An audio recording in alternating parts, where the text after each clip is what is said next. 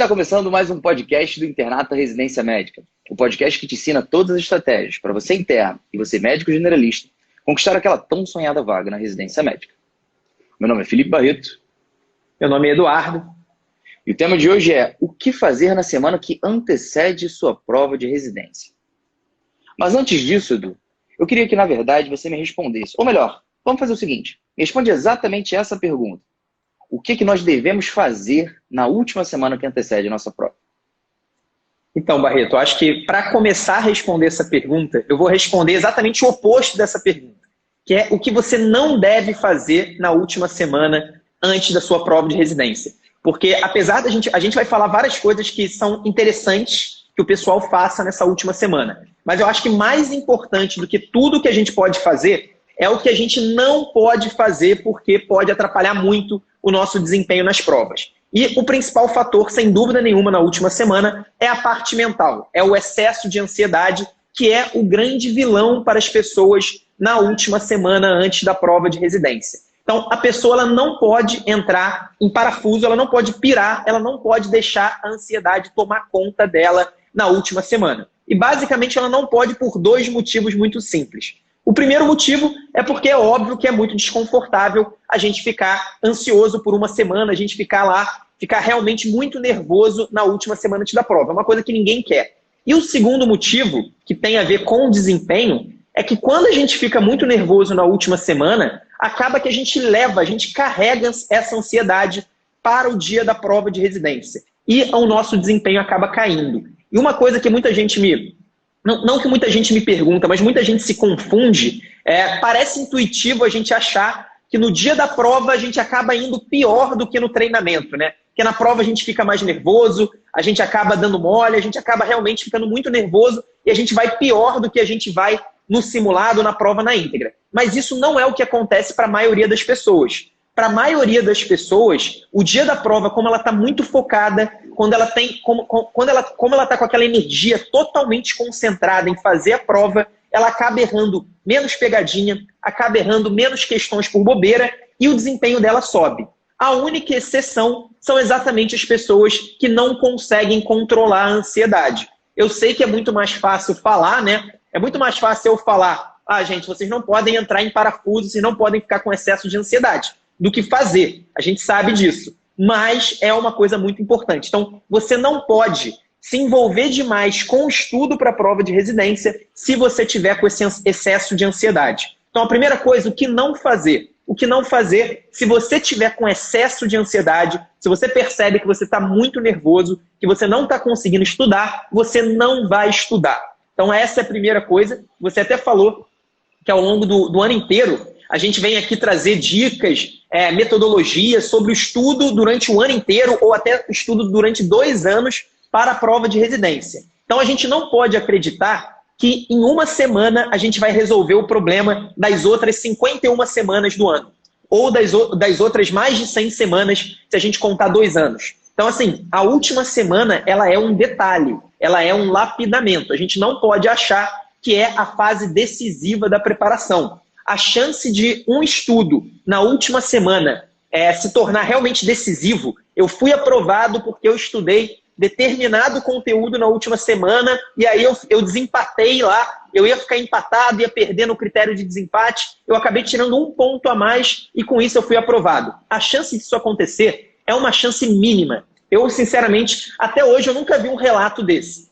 Pode ser que com certeza já aconteceu, né? Porque não é impossível, mas eu nunca vi alguém falar, Eduardo, eu estudei esse assunto aí, faltando 2 dias para a prova, acabei acertando uma questão e esse pontinho que eu acertei foi decisivo para a minha aprovação. Então a chance disso acontecer é muito maior, é muito pequena. É muito maior a chance de uma pessoa muito nervosa, imagina que você está muito ansioso, Barreto, você tem prova aí, no próximo domingo você está extremamente ansioso e você está se forçando a estudar. Você está se forçando a pegar material teórico, pegar um monte de coisa. A chance desse excesso de ansiedade te atrapalhar na hora da prova e você não for aprovado por causa disso é muito maior do que um eventual estudo te salvar. Então, eu acho que a primeira coisa é, se você sente que não está controlado emocionalmente, está com excesso de ansiedade, é claro que todo mundo fica ansioso na última semana antes da prova, a ansiedade não é o problema. O problema é o excesso. O problema é você não conseguir lidar com ela, você perceber que você realmente está muito nervoso, não está conseguindo estudar, não está conseguindo render. Nesse caso, é muito melhor que você não faça absolutamente nada e você vai confiar nas outras 51 semanas do ano. Nas outras 51 semanas que você estudou, espero que você tenha estudado, mas você vai confiar nisso para conseguir realmente ter esse desempenho que foi construído em 51 semanas e não na última. Cara, interessante essa sua resposta. E eu vou até complementar ela e fazer uma outra. Porque isso que você falou, na verdade, não foi exatamente o que fazer, mas sim o que não fazer. E muitas vezes é muito mais fácil a gente entender o que a gente não deve fazer, o que a gente não gosta, do que o que a gente realmente gosta. Eu, por exemplo, ao longo da faculdade, sabia claramente de que eu não faria nada cirúrgico. E que se eu fizesse qualquer residência, qualquer especialização, ou começasse a trabalhar com alguma parada cirúrgica, eu seria uma pessoa infeliz. Seria uma pessoa que não geraria resultado.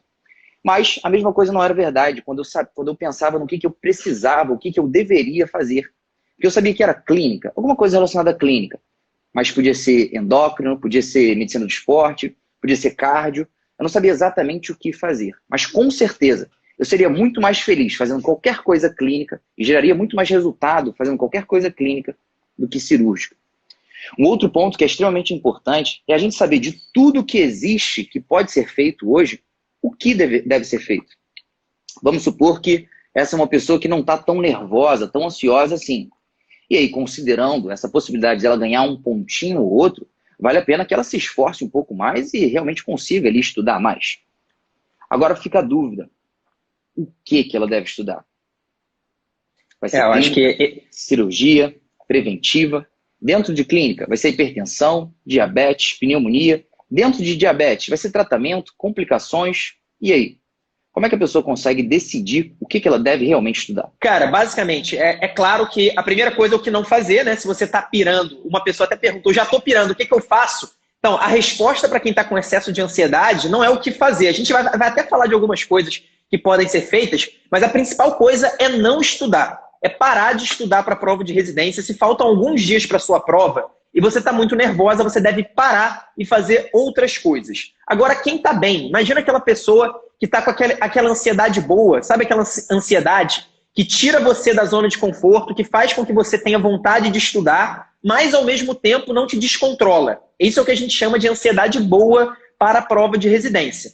Essa pessoa, basicamente, a minha grande recomendação é que ela pegue as provas antigas da instituição. Então imagina que no domingo que vem tem a prova do PSU de Minas Gerais. E você é a pessoa que quer fazer a prova do PSU de Minas Gerais. Você vai pegar a prova do PSU dos últimos anos, tentar ir pegar os últimos 3 a 5 anos, mais ou menos. Com certeza, eu imagino que você já tenha feito essas provas, eu espero. Se você não fez, você vai ter que fazer.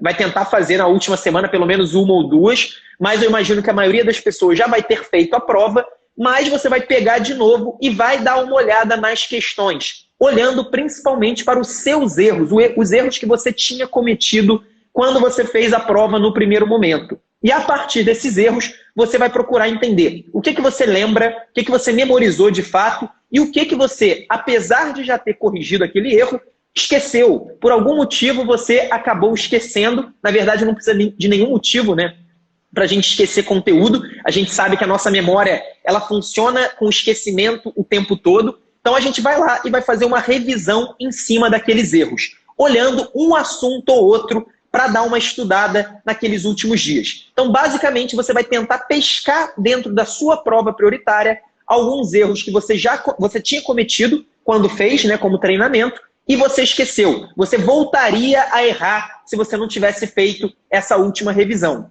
Essa é a parte de conteúdo. Então você vai escolher os temas que você vai dar aquela revisada rápida a partir da sua prova prioritária, da prova dos últimos anos. E, em segundo lugar, talvez seja ainda mais importante pensando na última semana. Você não vai olhar só para o conteúdo. Você vai olhar também para o formato da prova, para o jeito como a banca faz uma prova de residência. Então você vai olhar para detalhe, você vai olhar para as pegadinhas que você caiu, como que a banca costuma fazer pegadinha. Você errou alguma questão por bobeira? Por que você errou? Será que é um padrão que se repete nos últimos anos? Se esse padrão se repetir, com certeza vai voltar a cair esse ano de novo. Então até eu usei o exemplo do PSU. Se o pessoal de Minas Gerais que for fazer o PSU der uma olhada nas provas do PSU dos últimos anos, com certeza os mais atentos vão perceber que praticamente metade das questões da prova, a banca ela pede a opção incorreta e não a opção correta. Então a banca pede a alternativa errada, a alternativa incorreta, quase em metade das questões do PSU. O que acontece quando a pessoa chega desavisada sobre isso? A pessoa simplesmente cai na pegadinha da opção incorreta. Em alguma questão, ela vai acabar caindo nessa pegadinha. Então, esse tipo de coisa, tentar olhar qual é o estilo da banca, tentar se acostumar com as pegadinhas que a banca faz, são coisas que dá pra gente fazer na última semana e são muito importantes. Podem te dar aí 2, 3 pontos, quem sabe? E aí 2 ou 3 pontos, aí aumenta a chance disso ser decisivo na classificação final. Então, é isso que eu faria se eu estivesse bem psicologicamente na última semana antes da prova. Eu pegaria os concursos dos anos anteriores, daria uma olhada nos meus erros, nos erros que eu tinha cometido, olhando principalmente questões de nível fácil e de nível médio. Então, daria uma olhada uma olhada com muita calma nas questões que eu errei de nível fácil e de nível médio. Claro, aquelas que eu esqueci, aquelas que você errou, mas hoje em dia você sabe tranquilamente, você não precisa fazer nada. Pode passar. Mas aquelas que você percebeu que você esqueceu, aí sim você vai dar uma olhada com calma e, além disso, olhar para as pegadinhas, para o estilo da banca, para o jeito como a banca faz questão. Tudo isso é muito importante nessa última semana.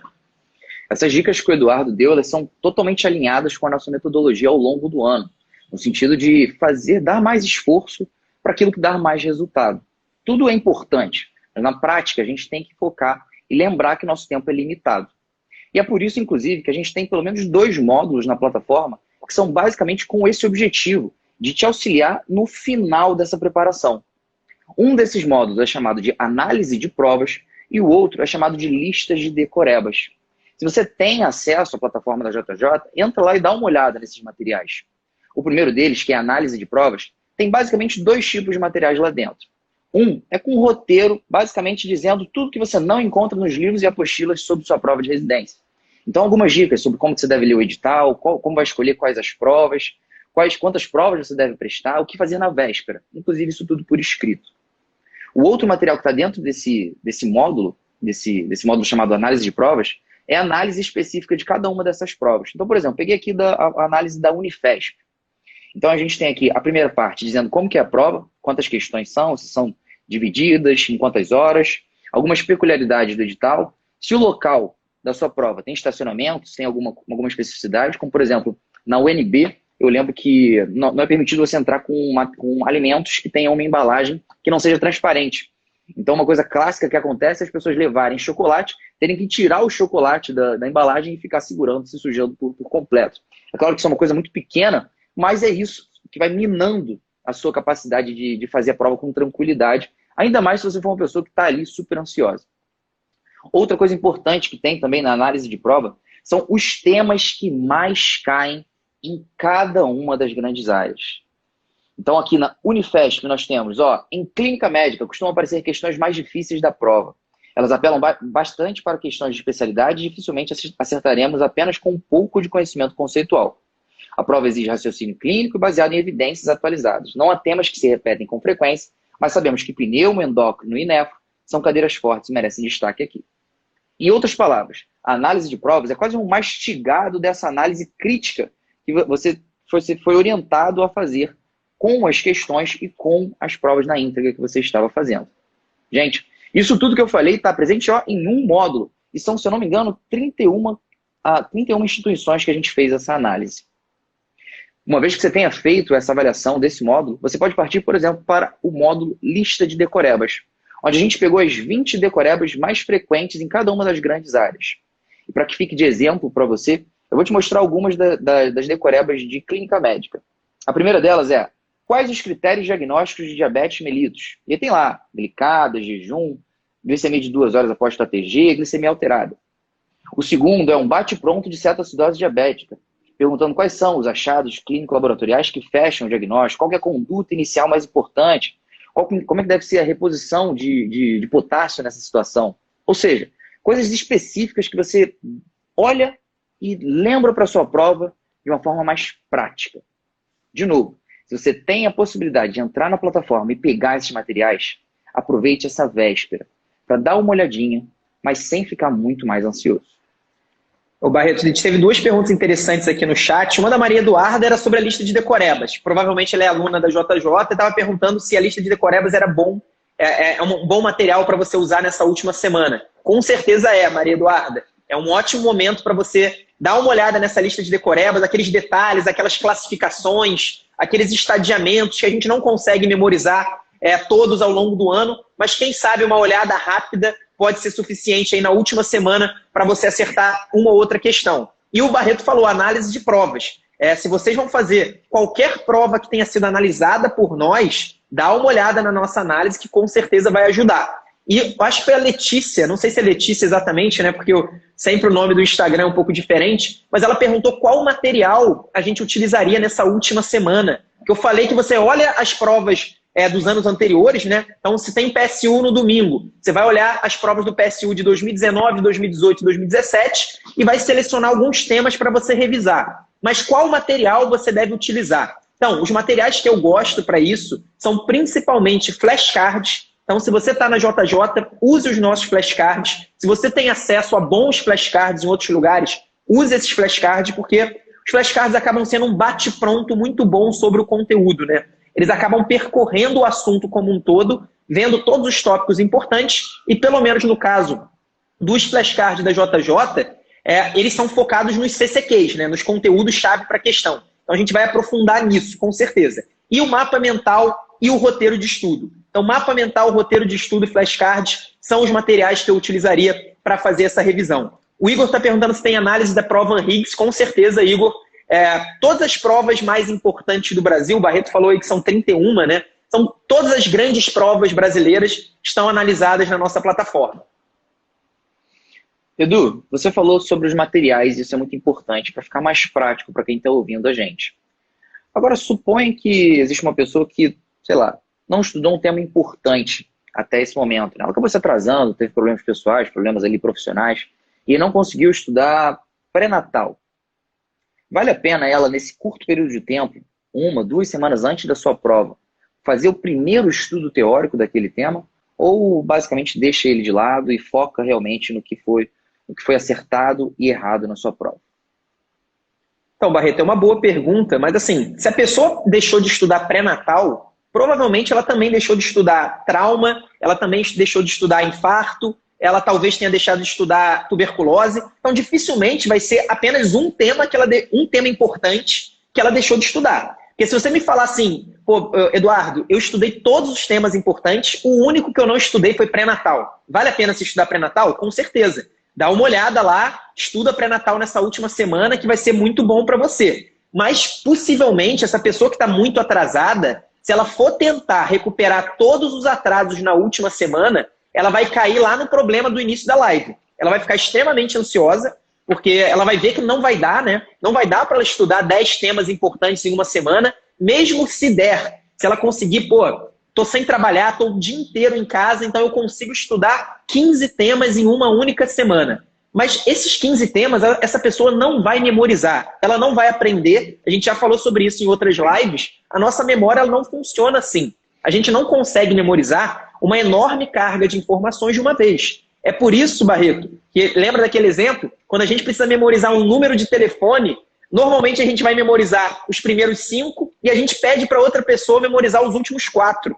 Porque é muito complicado a gente memorizar 9 números seguidos. E é a mesma coisa quando a gente fala em estudar para a prova de residência. Se você vai tentar estudar 10 temas em uma semana, se você vai tentar estudar 8 temas em uma semana, você não vai conseguir memorizar. Você vai lembrar de flashes do que você estudou e muitas vezes esses flashes não são suficientes. Então, para responder sua pergunta, se o único tema que essa pessoa deixou de estudar for pré-natal, ou se ela tiver, sei lá, 3 temas faltando para ela estudar, eu estudaria esses assuntos, especialmente se forem assuntos tão importantes quanto é pré-natal. Agora, se for vários temas, se a pessoa está muito atrasada, a pessoa teve várias lacunas no estudo dela, o que eu faria, eu pegaria a prova dos últimos anos e aí eu olharia lá, pô, dos últimos 5 anos caíram 4 questões sobre pré-natal e eu ainda não estudei pré-natal. Aí sim, eu vou dar uma olhada em pré-natal. Então, se for um atraso generalizado, que é o que acontece na maioria das vezes, a pessoa vai lá, vai ver na prova dos últimos anos, vendo os erros que ela cometeu, né? Que às vezes ela não estudou pré-natal, mas ela está acertando as questões sobre pré-natal. Porque ela não estudou esse ano, ela já estudou na faculdade,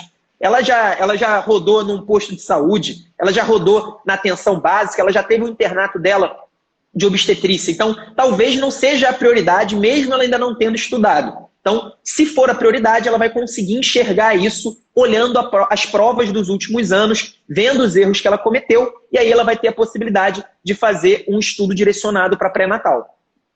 Maneiro, cara. Só para não deixar passar batido, eu reparei, tá, que dessa vez você utilizou como exemplo decorar 9 números e não somente 8, da forma que você tinha feito anteriormente.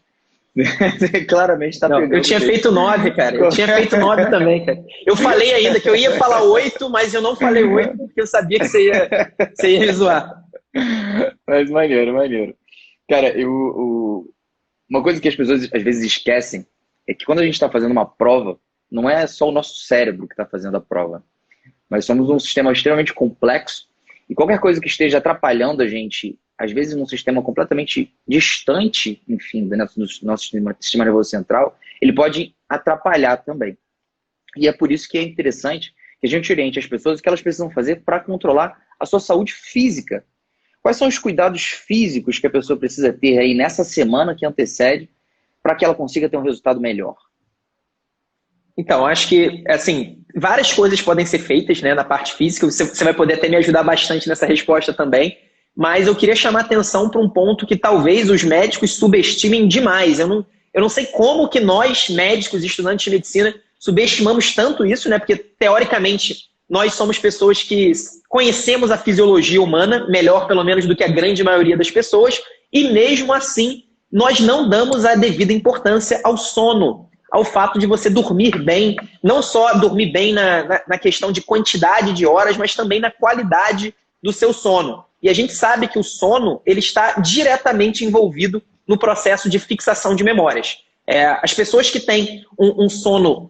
Se você for comparar pessoas que dormem menos do que 6 horas por noite para pessoas que dormem pelo menos 7 horas por noite, existe uma diferença gritante no desempenho de questões de memória. Então isso já foi estudado várias vezes. Inclusive, eu não estava preparado para essa pergunta, eu não tenho nenhum artigo específico para citar, mas existem várias evidências sobre isso, sobre como o sono ele influencia de maneira direta, realmente, de maneira muito importante no nosso processo de memorização. Ele é como se fosse um fixador mesmo de memória. Quando a gente não dorme, e aí, quando a gente fala de sono, eu estou falando não só da quantidade, mas da qualidade, porque, por exemplo, tem pessoas que precisam, que usam remédios ou usam até drogas para dormir, né? Então, a gente vê isso acontecendo. Usam, por exemplo, o álcool como o indutor do sono. A gente sabe que o álcool ele muda completamente as ondas do nosso sono. Ele deprime, ele suprime aquele sono REM, né, que é o sono do movimento rápido dos olhos, e isso gera uma perda enorme na nossa capacidade de memorização.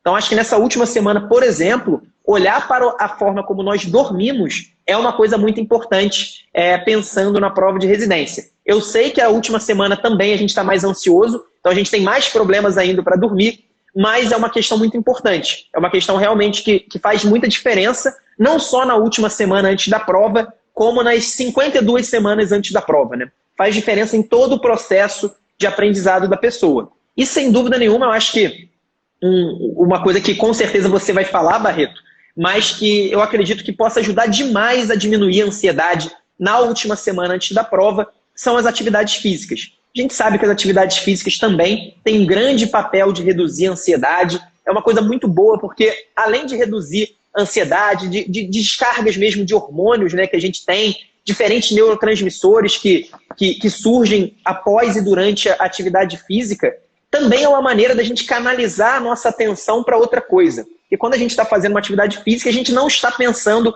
na prova de residência. E a gente sabe que muita gente tem dificuldade, né, de tirar da cabeça aquele evento, que é um evento importante, que a gente vai ter daqui a alguns dias. Então, eu acho que o sono e a atividade física são duas coisas muito importantes, que não só para a última semana antes da prova, né, a gente está falando especificamente na última semana antes da prova, mas importantes para toda a preparação. Cara, sem sombra de dúvidas, é muito importante para toda a preparação. A gente, no início do curso, né, 2020, a gente teve um módulo chamado Módulo 0, E uma das aulas que estavam presentes nesse módulo era uma aula chamada Pílula da Inteligência, que era basicamente algumas estratégias para fazer com que você aprendesse mais, sem necessariamente você utilizar efeito teste, revisão repetida espaçada. É como se fosse um caminho paralelo. E aí uma das formas era justamente isso, o sono. Tem um monte de trabalho, como o Eduardo falou, mas eu gostaria de apontar aqui que me marcou muito quando eu li. Eu não tenho aqui a referência exata, mas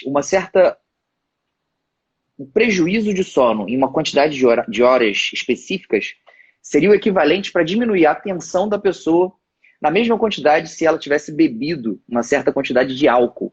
E eu tenho certeza que ninguém aqui iria para a prova de residência depois de tomar um shot de tequila. Então eu tenho certeza também que ninguém aqui iria para a prova de residência, ou pelo menos deveria, sem ter tido uma bela noite de sono. E é claro, você não vai conseguir fazer isso da noite para o dia, mas se você conseguir tentar, pelo menos desde o início da semana, começar a fazer uma higiene do sono, não se estressar à noite, desligar as luzes, ler um livro, não ficar com o celular ou com o computador enquanto você estiver deitado, não fazer exercício físico muito próximo, nem comer muito próximo quando você for se deitar, isso vai facilitando que você consiga realmente dormir na hora que você deveria. Esse é o primeiro ponto. E aí, depois, sobre exercício físico, é a mesma coisa. Na verdade, o exercício físico, de todas essas estratégias que a gente discutiu na pílula de inteligência dessa aula, talvez seja o que tenha maior evidência, maior segurança em dizer, cara, se você se exercita, pelo menos de uma maneira regular, num largo período de tempo, você tem maior chance de aprender mais. Isso é especialmente verdadeiro para crianças, não tanto em adultos, porque a gente tem uma capacidade de neuroplasticidade menor. Mas o fato é que o exercício físico diminui o estresse e, de quebra, ainda melhora a sua saúde, a sua qualidade de vida, o seu bem-estar. Talvez, para complementar aqui o que o Eduardo sugeriu para vocês, que eu acho que são as principais duas coisas, realmente saúde física, exercício físico e sono, eu diria para vocês não fazerem mudanças bruscas que possam, na verdade, prejudicar a saúde física de vocês. Eduardo, eu já pratiquei crossfit algumas vezes, mas nunca durante muito tempo. Não porque eu não gostava, mas sim porque eu me animava tanto que eu me lesionava. Eu lembro do primeiro dia que eu fui fazer crossfit, eu estava fazendo air squat, que é um agachamento sem peso. E aí o cara me botou a fazer agachamento sem peso, eu, em toda a minha prepotência, falei, como você vai deixar eu fazer sem peso? Eu pego não sei quanto na academia, você vai deixar eu sem peso? Então tudo bem. E eu fiz milhões de repetições. Até que em alguma delas, eu ouvi um tec na minha perna. Logo em seguida, eu tive que ir no médico. Na época, eu era acadêmico ainda. Fui fazer uma ressonância e descobri que fiz uma distensão de reto femoral. O fato é, cara, se você não faz exercício, você é uma pessoa sedentária, que eu sei que tem vários, caminha. Não vai na academia ficar cheio de dor. Não vai no crossfit porque o teu amigo faz crossfit e você quer melhorar o teu exercício. Se você é um cara que não dorme cedo, você sempre dorme 3 horas da manhã porque você não está tendo faculdade direito, você está em quarentena, cara, faz isso. Você não vai tomar remédio para conseguir fazer isso. Você não vai tomar alprazolam, você não vai tomar clonazepam antes da sua prova, porque isso vai te prejudicar. Não faz nenhuma mudança brusca, porque sempre que você faz uma mudança brusca, a probabilidade de você errar um ponto ou outro é grande. E aí na tua cabeça de ansiedade, você vai ficar botando muita força nisso, apesar de às vezes isso nem ser tão importante assim. Da mesma forma que eu, na época, tive prova e fiz a prova lá na faculdade pensando na dor que eu estava lá na perna. Para complementar, a gente tem também a saúde mental. Existe alguma orientação que você possa dar para os alunos, Edu, para que essa ansiedade que você disse que talvez seja a pior coisa que pode acontecer na semana anterior à prova, não seja tão relevante assim e as pessoas consigam tirar de letra essa prova? Então, Barreto, eu acho que assim, em primeiro lugar, esses pontos que a gente falou sobre a saúde física, eles afetam também, obviamente, a nossa saúde mental, né? Essa coisa da divisão entre saúde física e saúde mental é uma divisão arbitrária. A gente sabe que o nosso corpo é um só. Então a nossa cabeça ela não está separada do corpo, existe o pescoço, né, ligando a nossa cabeça e o nosso corpo. Então eu acho que a atividade física e você dormir bem são fundamentais para você conseguir manejar essa saúde mental, esse excesso de ansiedade. O segundo ponto, foi a primeira coisa que eu falei na live, é que se a pessoa sente que ela está muito ansiosa com a prova, ela tem que tentar esquecer a prova nessa última semana. Então ela não vai ficar estudando, ela não vai ficar tentando lembrar de tudo que ela não sabe. Porque uma coisa importante também, Barreto, é uma coisa que a gente fala bastante. Ninguém sabe a medicina inteira. Aquela pessoa que é o primeiro lugar na USP para oftalmo, que é o primeiro lugar na prova do PSU, que é o primeiro lugar em todas as provas de residência médica do Brasil, essa pessoa não sabe a medicina inteira. Então, na época que eu fiz prova de residência, eu não fui primeiro lugar do Brasil inteiro, mas eu fiquei em terceiro lugar na USP e em segundo no Einstein para anestésio. E eu estava muito longe de saber a medicina inteira. Então, se você ficar tentando buscar na sua cabeça tudo que você não sabe nos últimos dias antes da prova, você vai acabar se dando mal. Você vai acabar ficando realmente muito nervoso, muito ansioso. E, então, assim, a primeira coisa, a segunda coisa, na verdade, é você não ficar olhando só para a prova, pensando na prova, pensando no que você não sabe, pensando no que pode dar errado, porque isso só vai te prejudicar. Não só você vai ficar desconfortável, como você tem tudo para levar essa ansiedade para o dia da prova. E a terceira coisa é o que o pessoal já está falando aqui no chat, né? O pessoal já falou, a gente já falou algumas vezes sobre isso. Eu e Barreto praticamos diariamente, pelo menos eu, não sei se o Barreto está praticando diariamente atualmente, mas então, Eduardo, a meditação... você vai começar, você medita com o aplicativo que eu te sugeri. Mas então, a meditação, sinceramente, é uma coisa também muito boa, porque a ideia dessa meditação, pelo menos, que a gente faz, é exatamente você ficar o máximo possível de tempo no momento presente, né? E muitas vezes a gente está pensando no que já aconteceu, lamentando coisas que já aconteceu, ou a gente está se preocupando com o futuro, que é exatamente a ansiedade, né? Se preocupando com as coisas que a gente tem para fazer mais para frente, se preocupando com as coisas que podem dar errado, se preocupando com várias coisas ruins. Então, a meditação, ela nos ajuda a se manter no momento presente. Então, acho que é uma coisa que é bem legal. Sinceramente, o Barreto pode até dar a opinião dele. Não sei se em uma semana vai ajudar tanto a pessoa, é uma coisa um pouco mais de longo prazo, mas com certeza é uma coisa muito boa. Eu sei que nem todo mundo aqui está na última semana antes da prova, né? A maioria não. A maioria vai ter prova em dezembro, a maioria vai ter prova em janeiro. Então é um ótimo momento para a gente iniciar um hábito como esse. E assim, tudo que a gente está falando aqui sobre saúde física, sobre saúde mental, né? Sobre saúde como um todo, pode parecer que a gente está fugindo do tema. Pô, os caras vão falar de prova de residência, estão falando sobre meditação, exercício físico, sobre sono, mas, gente, isso está totalmente ligado ao desempenho das pessoas em prova de residência. Eu já conversei bastante sobre isso com o Barreto, eu tenho tido contato quase que diário com pessoas que vão fazer prova de residência médica desde 2017. Então, desde 2017 eu tenho contato quase que diário com pessoas que vão fazer prova. E uma coisa que eu já percebi há muito tempo é que as pessoas que têm um grande resultado são as pessoas que estão com a saúde mais equilibrada. Pode parecer viagem, pode parecer que não tem nada a ver, mas tem tudo a ver. A pessoa que está com excesso de ansiedade, aquela pessoa que não está no seu melhor equilíbrio mental, aquela pessoa que fica realmente muito nervosa com a prova, aquela pessoa que não dorme bem, é a pessoa que dificilmente vai ter sucesso na prova de residência. Isso parece esquisito, mas para mim hoje é muito óbvio. Para fazer uma analogia, eu vejo a prova de residência como uma maratona. Então a gente pode imaginar a prova de residência como uma grande maratona. Se a gente pensar, dificilmente o ganhador da maratona vai ser uma pessoa que não vai estar no seu melhor equilíbrio físico e mental. Se esse corredor de maratona estiver extremamente ansioso, se ele estiver doente, se ele não estiver dormindo bem, dificilmente ele vai conseguir ou ser o primeiro colocado ou ser um dos primeiros colocados. Na verdade, dificilmente uma pessoa consegue terminar uma maratona de 42 quilômetros se ela não estiver no melhor equilíbrio físico. Se a gente usar outra analogia, pensando na nossa prova de residência como um grande percurso de carro. Então imagina que você vai fazer uma grande viagem de carro, você vai do Rio de Janeiro, inclusive no ano passado, teve um pessoal que foi do Rio de Janeiro até Lima, onde foi a final da Libertadores do Flamengo, de carro. Existiu isso, né? O pessoal de ônibus e o pessoal de carro indo do Rio de Janeiro até Lima, no Peru. Sinceramente, não lembro agora quanto tempo de viagem, são alguns dias de viagem.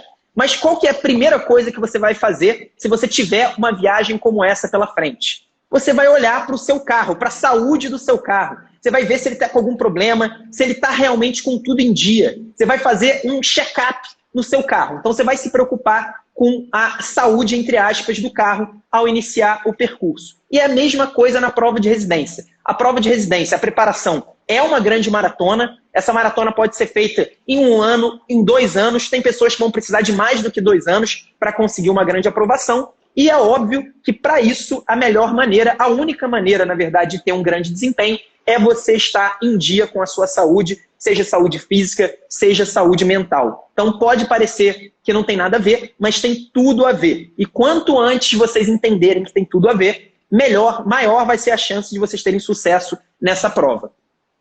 Cara, só para exemplificar, ficar um pouco mais claro, de Rio de Janeiro até Lima, no Peru, são 68 horas de carro. O Luiz aqui no chat falou que são 108, cara. Porque, então, Barreto, tem um negócio que você tem que atravessar o rio, tem uns negócios lá que são meio, não sei... sério? Não é uma linha reta não, cara. Não, se o Luiz longe. Foi... Não, eu tô olhando no Google Maps, mas aparentemente o Luiz foi. Então, deve estar certo. Tinha uma rota que você tinha que ir pela Bolívia e era meio perigoso, tinha uns negócios assim, cara. Que loucura. Bem, a paixão por futebol é assim mesmo. Cara, para responder a sua pergunta, você tinha conversado sobre se faz muita diferença começar uma semana antes. E eu acho que, na verdade, a grande questão é o seguinte. Você é uma pessoa simpática, Edu? Você, quando encontra as pessoas, você sorri para elas? Pelo menos tenta sorrir para elas, ser simpático? Pô, sim, né? Vou responder que não, cara. Vai tentar. E você tenta, com um dos objetivos, é que, né, você seja uma pessoa agradável, pelo menos que as pessoas te achem uma pessoa agradável. Agora, você tem certeza de que isso vai funcionar? Não tem como ter certeza. Mas é um negócio tão pequeno, você gasta tão pouco esforço, que vale a pena o custo-benefício. É tipo um jogo de azar que você tem pouca chance de ganhar, mas você não tem chance nenhuma de perder. Quando você faz meditação, é basicamente isso que acontece no início. E as pessoas podem pensar, mas eu não consigo meditar. Então, tudo bem, você consegue ficar 3 minutos sem fazer nada? Dificilmente alguém me responde, não consigo. E aí eu digo, então você consegue meditar. Porque foi assim que eu comecei com o Headspace, que eu até escrevi aqui no chat o nome do aplicativo, começando a meditar 3 minutos por dia. E são esses 3 minutos que vão fazer com que você comece a se apaixonar pela meditação. São esses 3 minutos que vão fazer com que eu literalmente me sentia muito melhor. O Gustavo está aqui no chat também, que eu já conversei com a mulher dele, que ele começou há pouco tempo. Ela começou há pouco tempo a meditar. E eu comentei isso com ela me olhou e falou, caraca, eu sinto exatamente a mesma coisa. São 3 minutos e eu me sinto maravilhosamente bem depois. Não é o Barreto, não é a namorada do Gustavo. São várias pessoas que sentem isso. Basta que você experimente, para você abrir essa possibilidade e também ser mais uma pessoa que sente. E tem um detalhe importante, Barreto, que eu falo bastante lá com os nossos alunos, é que esse equilíbrio físico, esse equilíbrio mental, essa maratona que é a prova de residência, que eu falei que a nossa saúde física e mental são fundamentais para isso, isso é levado ao quadrado durante a residência médica. Então a residência médica também é uma maratona. Então o pessoal está tentando, está remando para chegar na residência médica, e a residência médica ela também exige muito da nossa saúde.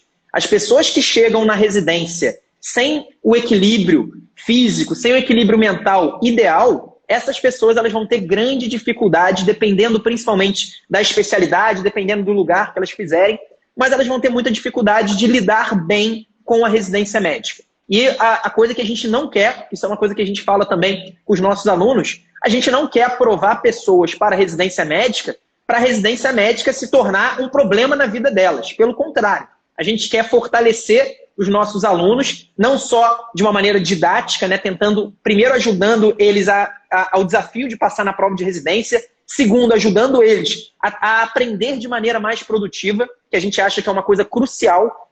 Hoje em dia, no mundo que a gente vive, de informações sendo atualizadas, de mudanças acontecendo a todo momento, de uma grande abundância de conteúdos em todas as áreas da vida, a gente consegue achar conteúdos de qualidade em todo lugar. Então, para nós, qual que é a grande habilidade que diferencia as pessoas? É a capacidade de aprender. É essa pessoa que sabe aprender de uma maneira mais produtiva. Então, a gente acha que isso ajuda não só na prova de residência, como ajuda também ao longo da carreira. E, por fim, mais recentemente, a gente tem esse objetivo também de fortalecer a saúde dos nossos alunos. É claro que não é fácil, como a gente está falando. Parece que a gente está falando que a gente não tem problema nenhum, né, Barreto?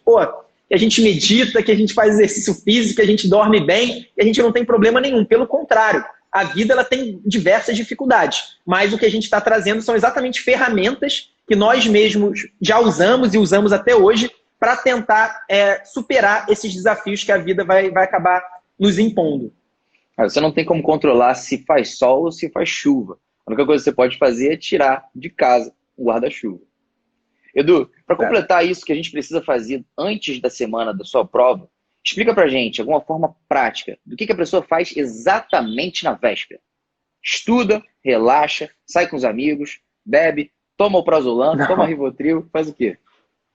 Não, cara. Então, primeira coisa, não bebe, não, de preferência, se ela não usar, né, regularmente, não toma nenhum remédio que possa afetar, nenhum benzodiazepínico, nenhum remédio que afete realmente a parte mental. Tanto o álcool quanto os benzodiazepínicos afetam a memória, então eles mudam o nosso padrão de sono. Como você falou, não faça nada de diferente. Não é o dia de você ir na academia pela primeira vez. Não é o dia de você tentar correr uma maratona, por exemplo. Não é o dia de você fazer nada diferente. Dá uma olhada na nossa lista de decoreba, dá a última olhada na nossa análise de prova, se você for aluno JJ, e de resto vai descansar a véspera da prova. Se eu falei que são as 51 semanas, primeiras semanas do ano, que fazem a diferença e não a última semana, é a mesma coisa para o último dia, né? São os primeiros 364 dias que vão fazer a diferença, não é o último dia. O último dia a gente só não pode entrar em parafuso. É a nossa missão não ficar muito ansioso. Se a gente não pirar, já está tudo certo no último dia. Achei maneiro que o Luiz colocou aqui, Netflix e cama, mas sem filmes de terror. Para não ter pesadelo. Boa, Luiz, maneiro. Cara, Edu, e logo após a prova, faz o quê? Corrige, não corrige, conversa com outras pessoas, não conversa. E aí, faz o quê? Pô, esse é um ótimo assunto, cara. Vou falar rápido, que eu sei que a gente já está chegando aqui no horário da live do Instagram. Mas assim, primeiro, existe uma síndrome pós-prova, né, dos estudantes de medicina. Eu sei que não é só dos estudantes de medicina e dos médicos, mas é uma síndrome que atinge preferencialmente os médicos e estudantes de medicina, que é a síndrome do terror pós-prova. Todo mundo, praticamente todo mundo, acha que foi muito mal depois de fazer uma prova. Isso eu lembro desde a faculdade, né? Não sei se a sua turma era assim. O pessoal, saía da prova de bioquímica.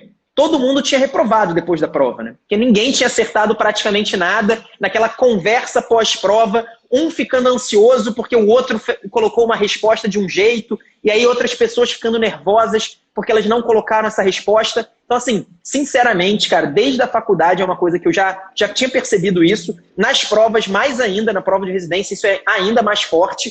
Não fique conversando sobre a prova com outras pessoas. Não vai adiantar nada, não vai mudar absolutamente nada na sua vida, a não ser a ansiedade que vai bater. Então toma cuidado com isso.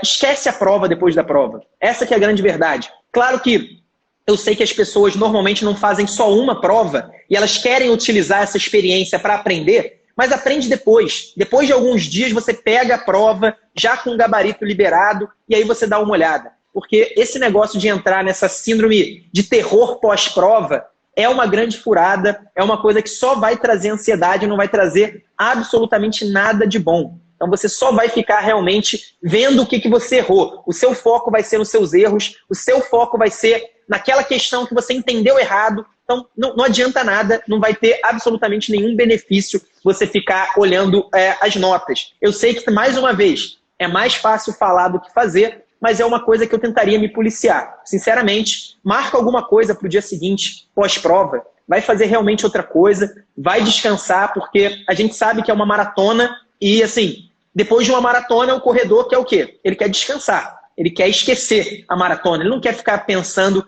no que ele fez de errado, no que ele fez de certo ali no dia da prova. Eu acho que é uma coisa que não adianta nada. E eu até lembrando disso, eu lembro que na faculdade teve um desses dias que terminei uma prova, era uma prova de quê? Não lembro agora exatamente qual que era o tema. Era de parasitologia, Barreto. Eu fiz a prova, terminando lá o pessoal comentando da prova, e aí nesses comentários eu percebi que eu tinha esquecido de fazer uma página inteira da prova.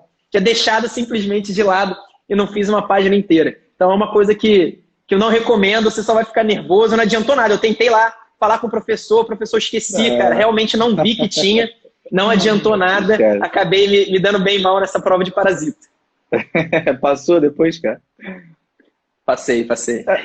Então, essa é a prova de que até mesmo perdendo uma página é possível passar. Até porque Você não precisa tirar 10, né? Pode tirar 7 e aí você passa. Mesma coisa com a prova de residência. Você não precisa acertar tudo. Você precisa acertar só o que é realmente necessário. Exato. Mas eram algumas, né? O que me salvou era que eram algumas provas por semestre e aí deu para compensar. Pessoal, o tema de hoje foi o que fazer na semana que antecede a sua prova de residência. Mas, na verdade, a gente falou sobre o que fazer na semana, na véspera e também logo após. Espero que vocês tenham anotado aí para conseguir realmente melhorar essa preparação para vocês. Mas, se não tiverem conseguido pegar tudo, aproveitem depois o conteúdo que vai ser postado de uma forma gratuita no Spotify, YouTube, Facebook e Instagram, aqui como no IGTV, para que vocês consigam pegar o que talvez possa ter passado desapercebido. E aí, Edu, uma pergunta que sempre surge quando a gente está falando sobre essa preparação é, né, a gente está falando, na verdade, sobre a etapa final, o que as pessoas precisam fazer agora para fazer a prova em novembro, dezembro, janeiro. Mas e para o pessoal que ainda não começou a preparação para a prova de residência? Está imaginando aí, vai fazer prova final de 2021 ou vai fazer a prova final de 2022? Tem alguma coisa para orientar eles? Mas em relação ao que especificamente? Não entendi muito bem. A entrada no curso. A entrada do curso da JJ, a nossa pré-inscrição está aberta, as nossas pré-inscrições para o ano que vem já estão abertas, tanto para o pessoal do 5º ano, né, que vai estar no 5º ano no ano que vem, quanto o pessoal do 6º ano do ano que vem, ou os médicos já formados. Está lá na nossa bio, é só entrar, clicar, colocar lá seus dados, confirmar a pré-inscrição. Eu sei que tem uma galera que coloca lá o e-mail e acaba não recebendo o e-mail. A gente ainda tem esse tipo de problema. Então, se você teve esse problema, manda um direct, que pelo menos a gente envia o nosso canal do Telegram, que é exclusivo da galera da pré-inscrição. E aí, no dia 13 de novembro, sexta-feira, sem ser sexta que vem, a próxima, a gente vai abrir as inscrições do nosso lançamento antecipado da JJ 2021, que vai ser o melhor curso que a gente já fez, sem dúvida nenhuma. Como sempre. E se entrar no curso 2021 como 5º ano, você pode ter certeza que no curso 2022 também será de novo o melhor curso que a gente já fez, que a gente sempre tem que melhorar. Esse foi o podcast do Internato da Residência Médica, o podcast que te ensina todas as estratégias para você interno e você médico generalista conquistar aquela tão sonhada vaga na residência médica. Meu nome é Felipe Barreto. Meu nome é Eduardo. Até a próxima semana, pessoal. Um abraço, galera.